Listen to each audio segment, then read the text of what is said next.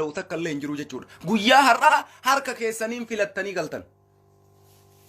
سني قال نوتي سمون كنا بالشات هذا واهون دا لالي أجرا أكنا نيجينو وان إنتان ندوبنو وان جرو أمولا فكرنا يجودا لوجان جرو خنا أبي أحمد جتشون نما براتي نما قروتي نما سياسة ساكت أوفتو بيكو نما كتي دبلوماتي ساكو يا تكت دفتو بيكو جتشون سياسة بيساني كيساتي نمنا كابي أحمد إنجرو جتشو دفت دبلوماتي سالة وان نقولو دندي سنتا كلنجرو وان لير أمني كنا مسلمات لكه إثيوبيا كيساتي سنفنياتو وبلسا جرامله أمني نجا كجرو ميديا الدنيا مراتو غبازان أركيدام بوري فيفتان هندي ميديا الدنيا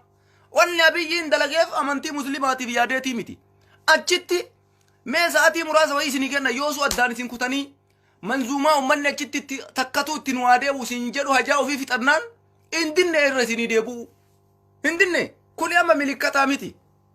كان أبي يجون قروتي جالو نما وان دلقو بيكو توفتا اتين وان سياسة سا نما غرغرتو بيكو يجون نمي چكنا يجو نما قلالي بيتي والله بالله نما قلالي بيتي هنتو فتنا أبي أحمد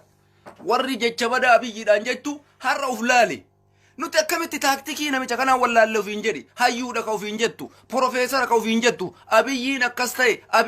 ta'e sirrii miti tartiimoo isa caaltu akka inni nutti baasee kana itti baasutu nurra jira malee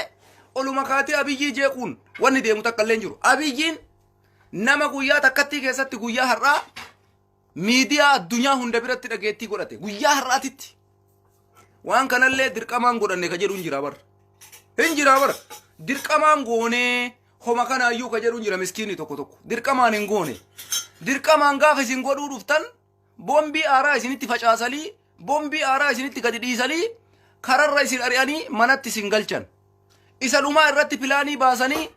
akkamaa goonu ummata kana siyaasni keenya qaraa jige siyaasni keenya qaraa lafa qabate yoo ummata muslimaatiin adda galle ummata Itoophiyaatiin qara adda galle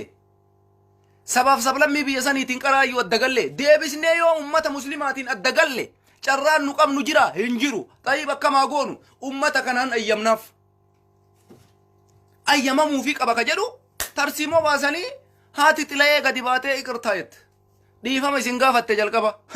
dhiifama booda maaltu dhufa jennee osoma eenu ayyamamee jira yaan isin amma akka ofii keessanii yookaan isin sodaatee mootummaan godheefimi wallaahi hin sodaatu mootummaan kun abbaa fedhe qawwee qaba waraana gahaa qaba waan ittiin si ajjeesu gahaa qaba homan koo takkallee godhuu hin dandeessa abiyyiin dippiloomatii isaa deeffachuudhaaf filannoo dhufaa jiru kana injifachuudhaaf shuf filannoo dhufaa jiru kana jechuudha akka awurooppaaf ameerikaan filannoo kana dhuftee taajjabdu gochuudhaaf addabaabaayii masqalaa irratti ummata muslimaa gadi baasee ampuulii isaa ifaa ibsaa isiniin jedhee giddibiin abbaay kenna jedha achumaan masriillee dhukkee itti kaase jechuudha shuf kuni abiyyi ahmadi masriillee hafuura itti kutee jechuu guyyaa irraa namichi kun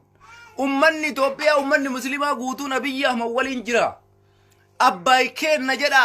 ifaa kana ibsaa jedhanii wayita akkai godhan san masrii bishaanuma kana itti gannaqamee jechuudha Abdul Fattah Isiisi mootummaa Ijipti jechuu kana eenyutu dalage abiyyi ahmaddu dalage taaktikii isaati kun nam tokko fakkeenyaaf nama gammachuun natti dhagahame akka muslimaa tokkotti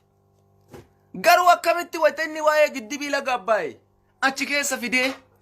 alaabaa masan qooyaa isin alaabaa Itoophiyaa mul'isuuf achitti baatan moo faxuuraaf achitti baatan tokkoffaa kunummaa nama gaafii miti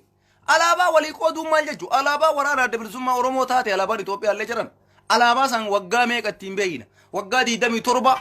wayyaaneen ittiin biyya bulchaa turte haarawaa miti